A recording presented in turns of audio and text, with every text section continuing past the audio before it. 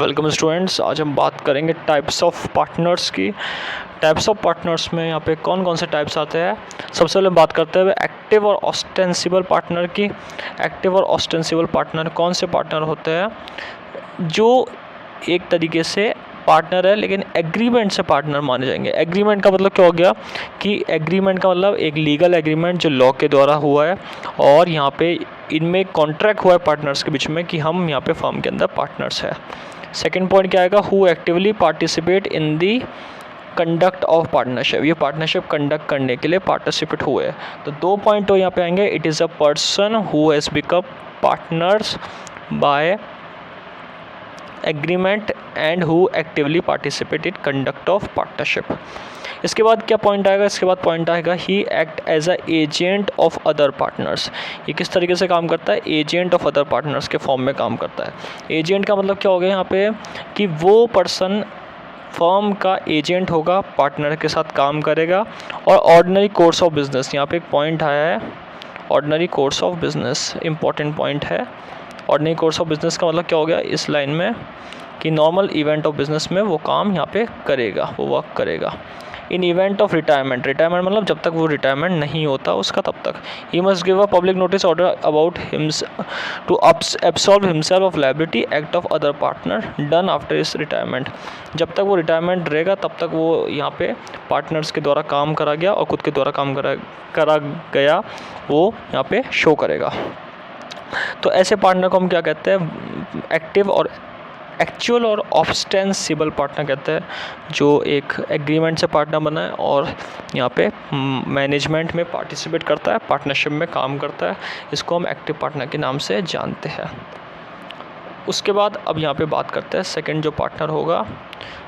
First हमने बात कर ली एक्टिव पार्टनर की। सेकंड है यहाँ पे स्लीपिंग और डोरमेंट पार्टनर। स्लीपिंग और डोरमेंट पार्टनर यहाँ पे कौन से पार्टनर होता है?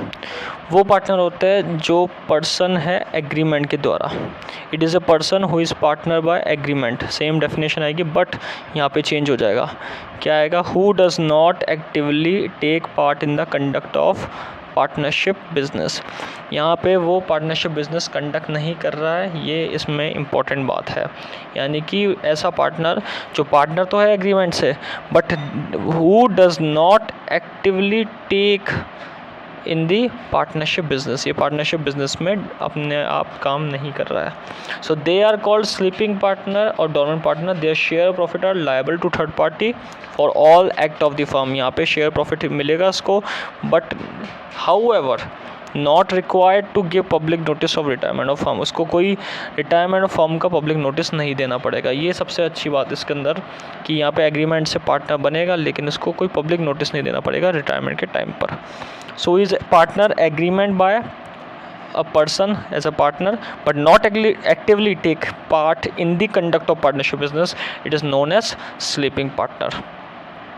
थर्ड हम आगे बढ़ते हैं। अब हमारा जो नॉमिनल पार्टनर। नॉमिनल पार्टनर कौन से पार्टनर होता है? A person who land is name of firm without any real interest. ये वाली डेफिनेशन हम यहाँ इंक्लूड करते हैं। एक ऐसा पर्सन जो जिसका कोई इंटरेस्ट नहीं है बिज़नेस के अंदर लेकिन वो काम कर रहा है तो उसको हम क्या कहेंगे? नॉमिनल पार्टनर कहेंगे।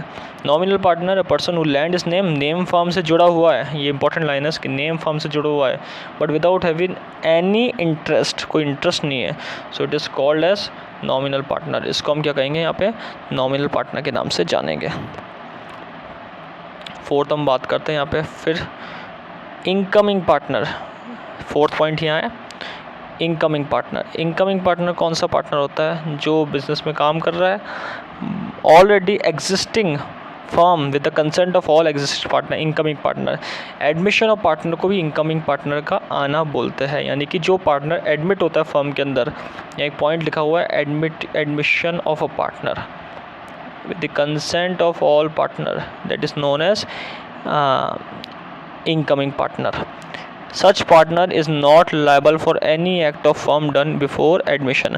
इसके एडमिशन से पहले कुछ भी फर्म ने काम करा हो वहाँ पे कोई फर्म को मतलब वो इसको मतलब नहीं रहेगा उस चीज़ का, उसके लिए लायबल नहीं रहेगा। सो ऐसा पार्टनर जो एडमिट हुआ है, new partner as a new partner admit हुआ है, उसको हम क्या कहेंगे यहाँ पे? एडमिशन, उसको हम कहेंगे इनकमिंग पार्टनर। फोर्थ आता है यहाँ पे आउटगोइंग पार्टनर। आउटगोइंग पार्टनर कौन सा होता है? जो फर्म को छोड़ के चल जाता है। Leaves a firm which the rest of the partner, इस लाइन में पढ़ेंगे हम ऊपर, रेस्ट ऑफ द फर्म मतलब फर्म को छोड़ के चला गया है। यहाँ पे ऐसा पार्टनर जो फर्म को लीव करके चला गया है और दूसरे बिजनेस को करने के लिए चला गया है या फिर रिटायर हो चुका है, तो उसको हम क्या कहेंगे? रिटायरिंग और आउटगोइंग पार्टनर। यानी कि जो फर्म के बचे हुए पार्टनर को छोड़ के चला गया है और रिटायरमेंट लेकर चला गया, तो उसको हम क्या कहेंगे? आउटगोइंग पार्टनर कहेंगे। Such a partner remain liable to third party all act of the firm until public notice is given for of his retirement. ये तब तक काम करेगा तब such a partner liable to third party for all act of the firm until, जब तक ये until यहाँ पे क्या आएगा? Until public notice is given. जब तक पब्लिक नोटिस नहीं आता तब तक वो यहाँ पे लायबल रहेगा। जब तक पब्लिक नोटिस नहीं देता ये लोगों को कि मैं partner as a partner retire हो रहा हूँ, तब तक वो यहाँ पे फर्म के लिए लायबल रहेगा। लास्ट है पार्टनर बाय होल्डिंग आउट। इसको हम पार्टनर बाय एस्टोपल भी कहते हैं। सेक्शन 28 इसमें बता रखा है कि where a man hold himself out as a partner और allow other to do it, he is then stop from denying the character he has assume and upon the faith of which character may be presumed have act. Partner by holding out या partner by estoppel, खुद को ही hold कर लेता है himself out as a partner, partner के अलावा खुद का ही नाम हटा देता है, तो ऐसा पार्टनर क्या होता है? होल्डिंग आउट होता है। और इसका कोई भी यहाँ पे फेथ नहीं रहता उसके कैरेक्टर के साथ। जब तक वो काम करता तब तक फेथ रहता है, तो उसके बाद उसका फेथ नहीं रहता, काम नहीं करता। ये पर्सन क्या कहलाता है? अगर इसके अंदर आगे की बात करें तो ये person is not entitled to share the profit of a firm. Important point है, इज़ नॉट एंटाइटल्ड। ये ऐसा पार्टनर प्रॉफिट लेने का अधिकार नहीं होता, राइट नहीं होता। He invest neither he invest in the firm में कभी भी इन्वेस्ट नहीं करता। Not take part in the conduct of business, firm के अंदर बिजनेस में एंट्री भी नहीं करता। He is however liable of third party, ये थर्ड पार्टी के अंदर लायबल हो भी नहीं, यहाँ पे थर्ड पार्टी का ये लायबल रहता है। यानी कि फर्म के अंदर इसने नेम तो लिखा लेकिन कोई रियल इंटरेस्ट नहीं है, इसका कोई शेयर ऑफ प्रॉफिट नहीं है, बिज़नेस में पार्ट नहीं लेता, लेकिन लायबल है ये थर्ड पार्टी का। ये पॉइंट हम बात करेंगे कि लायबल माना जाता है थर्ड पार्टी का। Land is name of the firm, firm के अंदर नेम तो लिखा है इसने, लेकिन ये इसको कोई इंटरेस्ट नहीं मिलता, ये प्रॉफिट ऐड नहीं करता, ये बिज़नेस मैनेजमेंट में पार्ट नहीं रहता, लेकिन इंपॉर्टेंट पॉइंट तो ये लायबल रहता है थर्ड पार्टी में। लास्ट पॉइंट क्या है इसका? Profit partner in profit only. ऐसा पार्टनर जो प्रॉफिट के लिए काम करता हो और without being liable for the losses. सिर्फ ऐसा पार्टनर जो प्रॉफिट के लिए काम करता हो उसको पार्टनर इन प्रॉफिट ओनली कहते हैं। The partner who is entitled to share the profit only without being liable for the losses is known as partner for profit and is liable to third party. Important point है, third party के लिए liable रहता है। सो इसमें क्या जाएगा? Entitled to share the profit, no liable for the losses and liable to the third party. ऐसा पार्टनर जो प्रॉफिट के लिए काम करता है, प्रॉफिट ही है उसका पॉइंट, तो उस पार्टनर को हम पार्टनर्स इन प्रॉफिट कहते हैं। लास्ट पॉइंट क्या है इसका?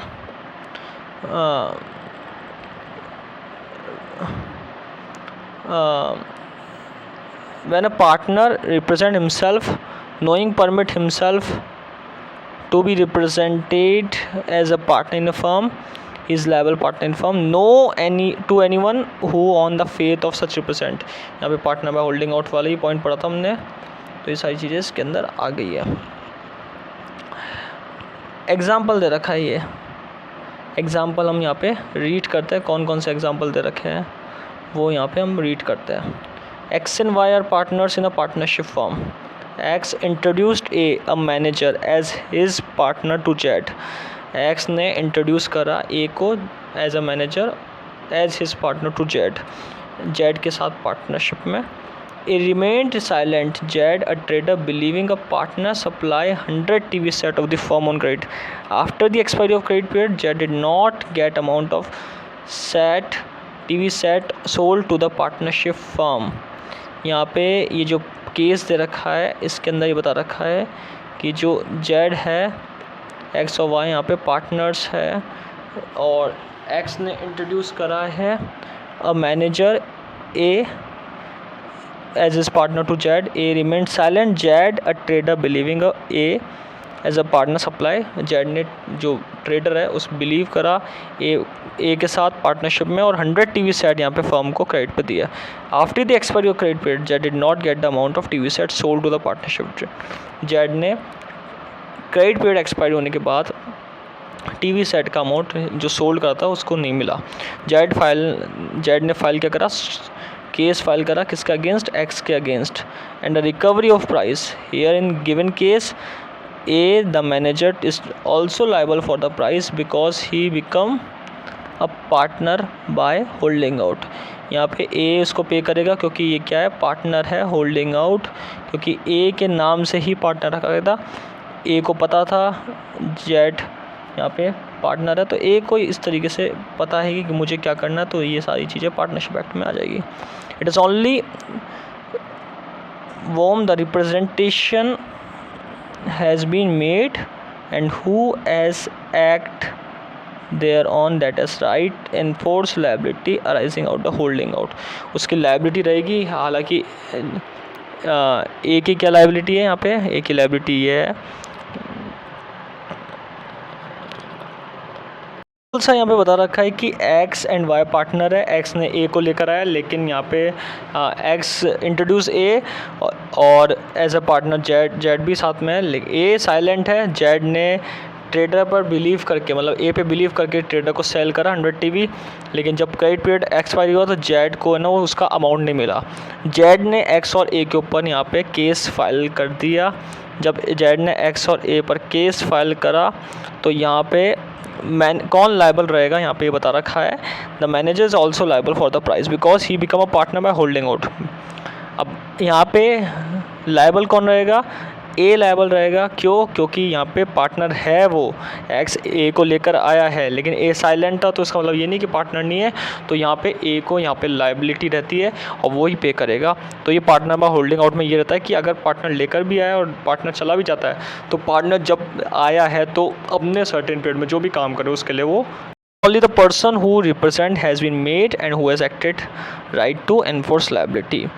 सो यहाँ पे हमने ये पूरा पढ़ा है इसके बारे में पार्टनरशिप के अंदर कि 28 सेक्शन अप्लाई होता है fourth partner by holding out में, जिसमें पार्टनर आता है, लायबल है, बट यहाँ पे सिर्फ एक रिप्रेजेंट कर रहा है पार्टनर में, जब चाहे वो पार्टनर हो या ना हो। फैक्ट में वो पार्टनर नहीं है लेकिन रिप्रेजेंट करा तो वो पार्टनर लायबल रहेगा क्योंकि उसके ऊपर फेथ करा गया है।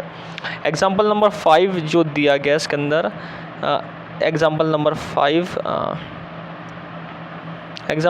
5 में दे रखा है partnership firm consist PQRS as retire of the firm without giving public notice and continuous name used as is liable for partner by holding out creditors who have land in the fate of his being a partner।